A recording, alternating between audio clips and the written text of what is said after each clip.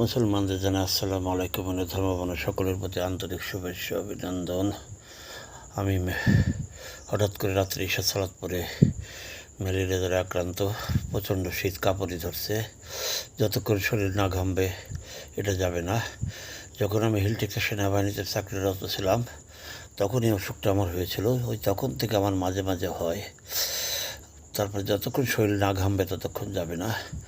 আমি সেবুদা এবং ফারুক হাজারি ভাইকে অনুরোধ জানাই, আমাদের দলের যারা যারা দুর্নীতিবাজ নেতা, খারাপ নেতা, যারা আমাদের অতীতের আন্দোলনের ফসল 16 বছর অন্যদের নিয়ে খেয়েছে, আমাদের অবহেলা করেছে, এখন আবার দলের দুর্দিন।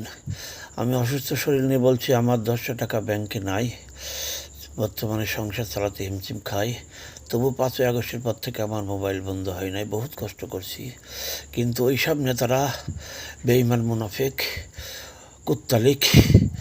ওরা ফেসবুক, হোয়াটসঅ্যাপ, বিভিন্ন জায়গা বিভিন্ন ঈদ শুভেচ্ছা বাড়ি দিতে পারে, কিন্তু আমাদের মতো যারা অসহায় কর্মী এখন কষ্ট করছে তাদের খবর নেয় না।